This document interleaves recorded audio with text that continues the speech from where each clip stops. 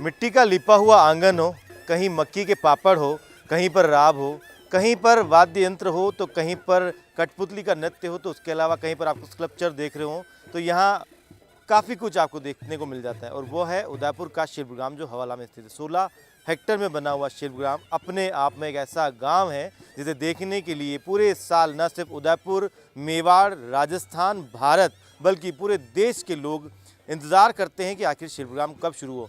एक तारीख जो है वो तय है 21 से 30 तक, 10 दिन तक ये जो मेला है वो यहाँ पर रहता है शिल्पग्राम का। लेकिन शिल्पग्राम मेले में इतना कुछ खास है, वो अगर हमको जानना तो उसके लिए हम बात करेंगे केंद्र के जो निदेशक हैं वर्तमान में यहाँ पर फुरकान खान साहब हमारे साथ में हैं। फिलहाल कॉन्फ्रेंस करके फ्री हुए हैं, काफ़ी सारे इंटरव्यू देने के बाद में मुझे लगा सर को थोड़ा सा बाहर घुमा के ले आते हैं। थोड़ी गुनगुनी धूप भी है क्योंकि दिसंबर का महीना है और दिसंबर के इस महीने में जो है काफ़ी जो है धूप जो है सुहाती है, और यही एक वजह रहती है कि शायद शिल्पग्राम भी लोगों को सुहाता है। क्या कहेंगे सर आप? सही कहा आपने कि इस मौसम में धूप अच्छी लगती है और आपके साथ घूमना भी अच्छा लग रहा है। सर शिल्पग्राम को लेकर सर क्या कहेंगे आप? मतलब शिल्पग्राम का नाम ही जब आता है और जब आप तैयारियों में जुट जाते हैं, वो फीलिंग्स कैसी होती है?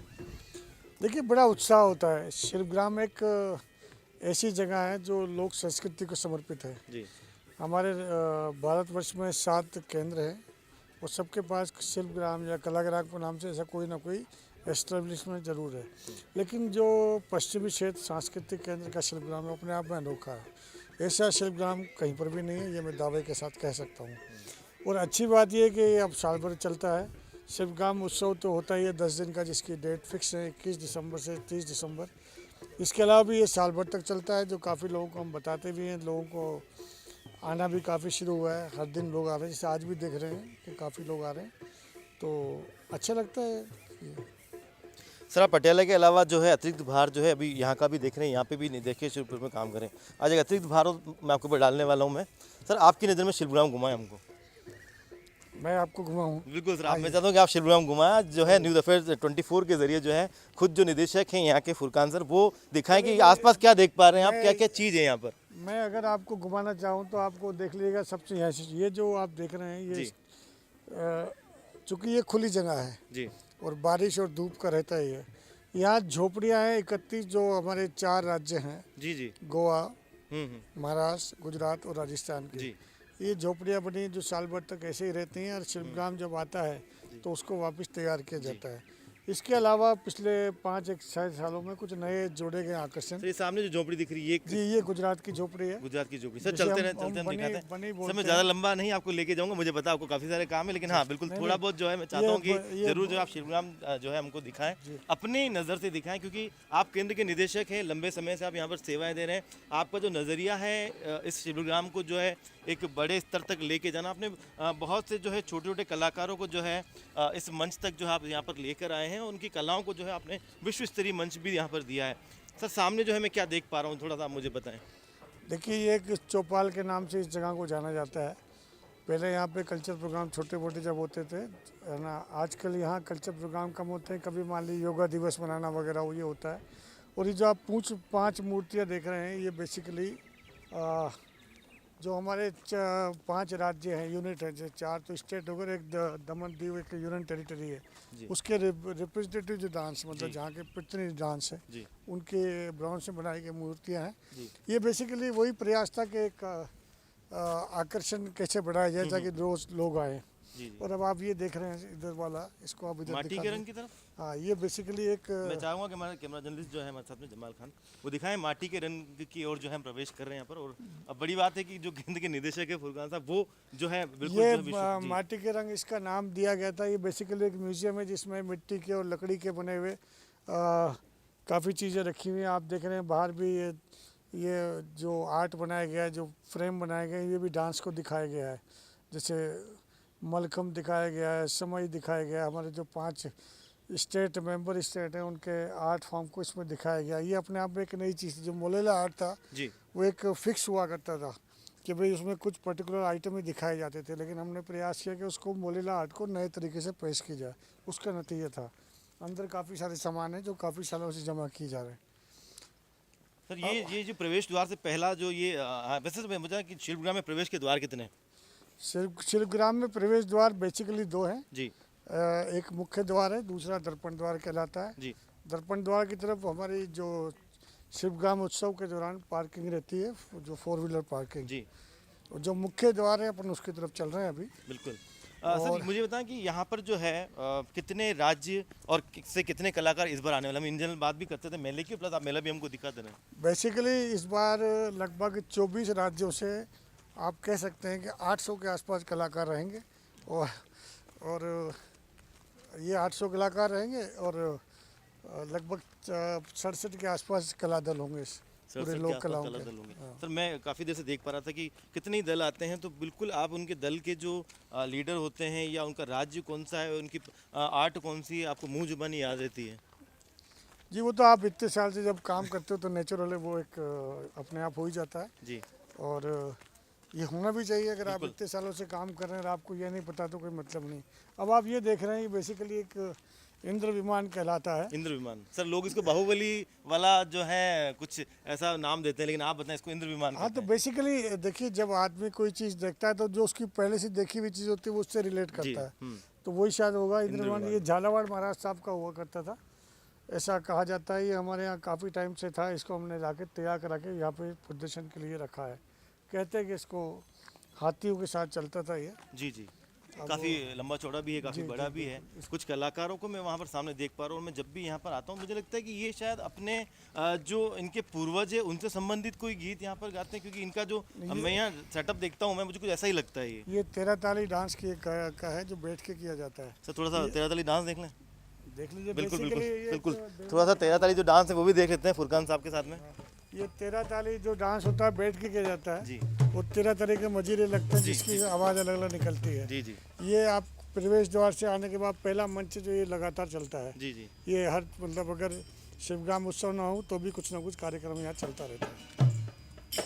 देखिए फुरकान साहब के साथ जो है आप मेला यहाँ पर देख रहे हैं, और अब देखिए 13 ताल जो नृत्य है वो यहाँ पर शुरू हो चुका है। प्रवेश द्वार से आते ही सबसे पहले जो है आपको यहाँ पर ये 13 ताल का जो नृत्य है वो यहाँ पर देखने को मिलेगा। हालांकि उससे पहले भी जो आंगन है वो भी सूने नहीं रहेंगे, क्योंकि अभी तैयारियाँ चल रही हैं। सर प्रवेश द्वार की ओर अब हम बढ़ रहे हैं यहाँ पर। मैं 13 ताली के बारे में एक सूचना आपको जी देता हूँ। जी 13 ताली की एक आर्टिस्ट है गीता देवी पाली की है। उनको इस बार नॉर्थ जोन ने लोक कला का लाइफ टाइम अचीवमेंट अवार्ड दिया, 2.5 लाख रुपए का नाम। अरे क्या बात है।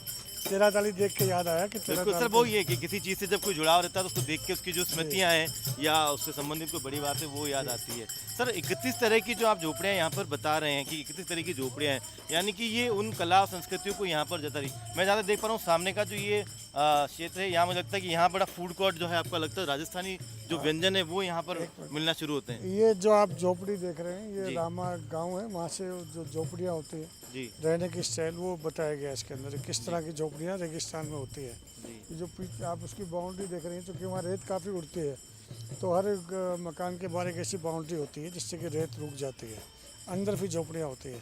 तो ये रामा गांव की इसकी बनावट कुछ तरीके से बनी हुई, क्योंकि बीच में मैं यहाँ पे जो है कुछ छेद देख पा रहा हूँ ऊपर से जो है ये जिगजैग छेद टाइप। तो छेद इसलिए होता है कि ताकि अगर हवा जा रही तो उससे हवा के प्रेशर टूटे नहीं, हवा निकल भी जाए।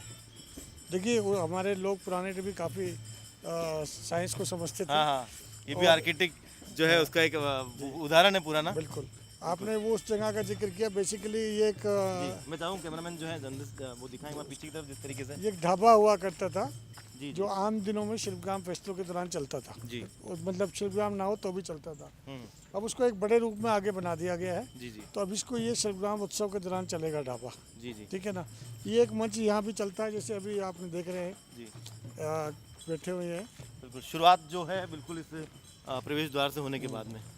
इधर आ अरे जाए। प्रवेश द्वार भी काफ़ी खूबसूरत आपने बना दिया। स्कल्पचर जो है मैं यहाँ पर देख पा रहा हूँ वाद्य यंत्रों से जुड़े हुए हैं।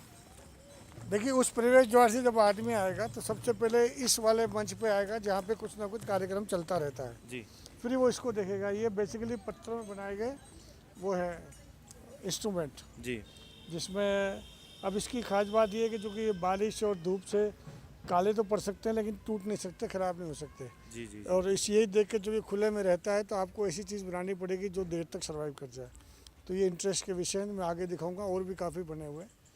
तो प्रवेश द्वार के बाद आते हैं तो ऐसी चीज़ें आपको देखने को मिलती हैं जो अपने आप में एक अचंभा करती हैं। जी लोग जी यकीन भी नहीं करते कि क्या पत्थरों के अंदर भी म्यूजिकल इंस्ट्रूमेंट्स को तराशा लेकिन जा सर, सकता है। कलाकार जो है पत्थरों में भी जान बिल्कुल यहाँ पर जान, डालता है। इससे पहले भी कई जो स्कल्पचर की यहाँ पर कार्यशाला हुई उन्होंने यहाँ पर जो है कवर की है। कुछ ही दिन पहले जो मुझे लगता है कि यहाँ पर एक और जो स्कल्पचर बनाए गए हैं 12 राशियों वाले, उनके बारे में कुछ बताएं, क्योंकि इस बार जो है यहाँ पर दर्शक उनको भी देख पाएंगे।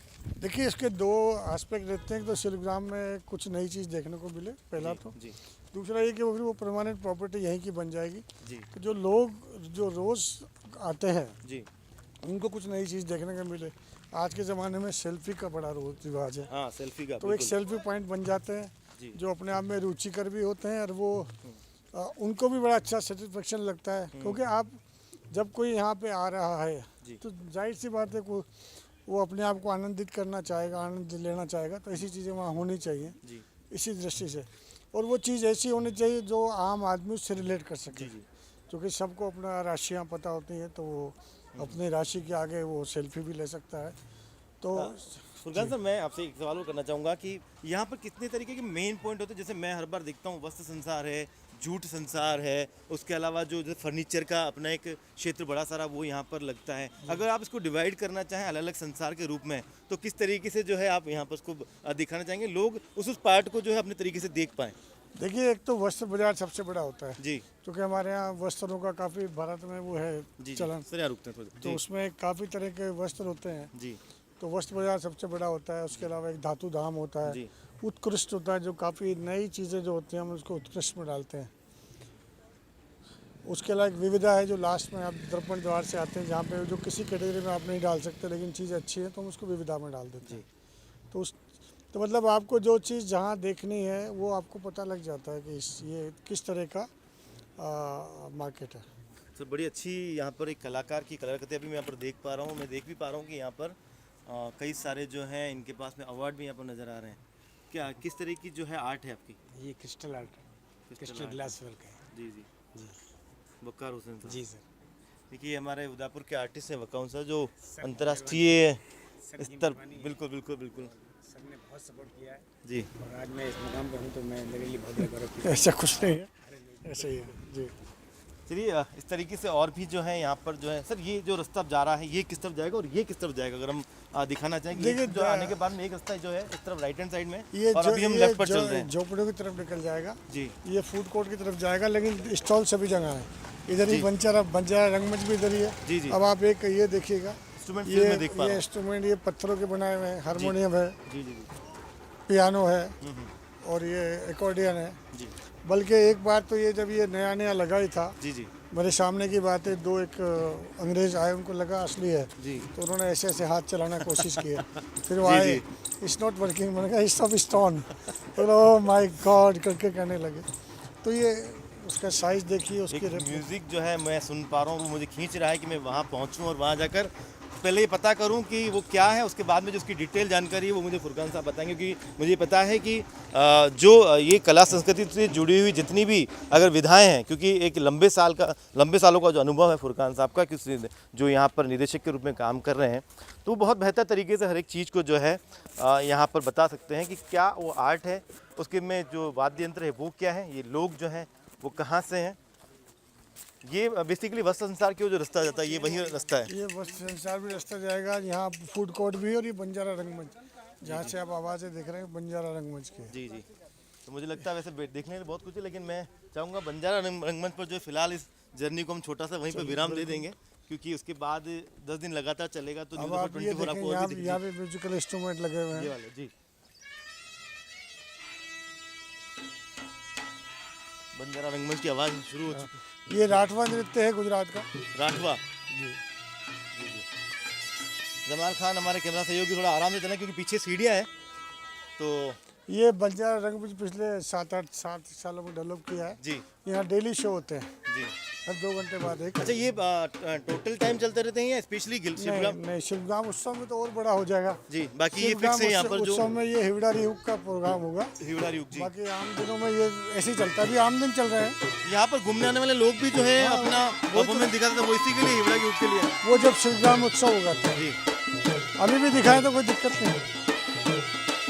देखिए, ये जो सामने चल रहा है ये गुजरात का नृत्य है। राठवा, गुजरात का जो है राठवा नृत्य जो है इस सब हम यहाँ पर देख पा रहे हैं। और सब कुछ बताएं इसके बारे में, क्योंकि आज आप दिखा रहे हैं शिवग्राम मेला। ये जनजातीय है गुजरात की, इसकी सबसे बड़ी बात यह है कि बहुत फास्ट होता है, रिदम फास्ट है। और इनके पिरामिड बनाने का स्टाइल आप उधर दिखाइएगा, इनका जो पिरामिड बनाने का स्टाइल है बहुत जोरदार है। जी जी। इतने फास्ट चेंजिंग करते हैं पिरामिड क्या इनका जो पिरामिड है वो एकता का संदेश देता है? एकता का तो एकता का, विश्वास का, और एक दूसरे पे जितने फोक आते हैं वो एकता का संदेश देते हैं। इसलिए कि सारे के सारे जो नृत्य हैं सामूहिक नृत्य होते हैं। और सामूहिक नृत्य का मतलब ये होता है सामूहिकता का, एकता का एहसास कराना। ये आपको देखता है संतुलन कि किस तरीके से, और जो जोश है इसमें, और जितनी तेज़ी से ये बदलते हैं अपना फॉर्मेशन, वो देखिए आप। वाकई में एकता के साथ में जो फॉर्मेशन है वो यहाँ पर मैं देख पा रहा हूँ मैं। और बड़ी बात है कि जो केंद्र के निदेशक है फुरकान खान साहब, वो लगातार जो है कई देर से हमारे साथ में शिल्पग्राम दिखा रहे हैं और बहुत बारीकी से बता रहे हैं कि कहाँ पर क्या होता है। ये देखिए, वाकई में तेजी भी यहाँ पर है, संतुलन भी है, विश्वास भी है, एकता भी है, सब कुछ मैं देख पा रहा हूँ यहाँ पर मैं कि किस तरीके से यहाँ पर हिवड़ा की हुक भी होता है। जब शिल्पग्राम मतलब होता था, बीच में बंद हो गया, इस बार हम वापस शुरू कर रहे हैं। ये वाली जो झोपड़ियाँ हैं वो कहाँ की हैं? ये वाला या नॉर्मल? ये नॉर्मल है, खपरेल से बनाया हुआ है। जी जी। क्योंकि सारा एथनिक बना हुआ है तो एथनिक अंदाज में खपरेल अच्छा लगता है। सही रुको। क्योंकि जितनी भी हमारी स्टॉल्स हैं वो खपरेल की बनी हुई है, उसी अंदाज में इसको भी बनाया गया। जी जी। देखिए, मेरे साथ में जो है केंद्र के निदेशक फुरकान साहब हैं। वैसे इनके साथ बात करते हुए काफ़ी लंबा वक्त हो गया क्योंकि शिल्पग्राम की तैयारियां हैं, काफ़ी जो अधिकारी है वो भी उनका इंतज़ार कर रहे हैं। मैं ये सिर्फ आपसे एक जो है अंतिम जो है बात यहाँ पर करना चाहूँगा कि जिस तरीके से जो है पूरा 16 हेक्टेयर का जो शिल्पग्राम है, एक इंसान को अगर आराम से इसको देखना हो तो कितना वक्त लगता है? 10 दिन तक कंटिन्यू देखे तो भी कम है या? देखिए, रुचि पर निर्भर करता है जी। अगर आप शिल्पग्राम उत्सव के दौरान आते हैं और आप एक आर्ट फॉर्म को तलाश करते हैं तो काफ़ी टाइम लग सकता है। तो डिपेंड करता है रुचि के ऊपर कितना टाइम लगाते हैं। 10 दिन के अंदर वैसे मैं देखूं तो कहते हैं कि जब कोई कार्यक्रम होता है तो वो अपने अंतिम दिनों में परवान पर होता है, पर मुझे लगता है कि शिल्पग्राम का जो आगाज़ है वही अपने आप में बड़ी परवान के साथ होता है। देखिए, शिल्पग्राम की खासियत ये कि पहले दिन से लेकर आखिरी दिन तक एक अच्छे से चलता है। कोई ऐसा नहीं होता किसी दिन कोई कमज़ोर प्रोग्राम है या अगले, बस ये कि चलता रहता है लगातार और अच्छा लगता है। हाँ, लास्ट जब भीड़ इसलिए होती है कि लोग सोचते हैं कि चलो आखिरी दिन बच गए, एक बार और हो जाते हैं, ये रहता है। सर, बहुत बहुत धन्यवाद आपका इस तरीके से शिल्पग्राम को दिखाने के लिए और बताने के लिए। थैंक यू वेरी मच, आपने अपने साथ घुमा दिया, अच्छा रहा। मेरे साथ थे फुरकान साहब, केंद्र के निदेशक हैं और लंबे समय से जो है इस शिल्पग्राम को किस तरीके से जो है और ज़्यादा शिल्पग्राम के साथ में जो कलाकार जुड़े हुए हैं उनको विश्व स्तरीय मंच देने के लिए सतत प्रयासरत है। अभी फ़िलहाल जो कुछ यहाँ पर फुरकान साहब ने दिखाया वो शिल्पग्राम का एक छोटा सा रूप था। शिल्पग्राम बहुत बड़ा है, अगर आपको इसको देखना है तो 21 से लेकर 30 दिसंबर तक के बीच आप यहाँ पर आइए। और न सिर्फ इस साल, हर साल आप देखेंगे कि जब 21 से लेकर 30 तक दिसंबर में हल्की सी धूप जो थोड़ी सी गर्म होती है, थोड़ी ठंडी होती है, लेकिन उस गर्म और ठंडी धूप के इस तालमेल के बीच में यहाँ पर आपको बहुत कुछ ऐसा देखने के लिए मिलेगा जो आपने इससे पहले कभी नहीं देखा होगा। कैमरा जर्नलिस्ट जमाल खान के साथ रवि मल्होत्रा, न्यूज़ ऑफ 24 उदयपुर।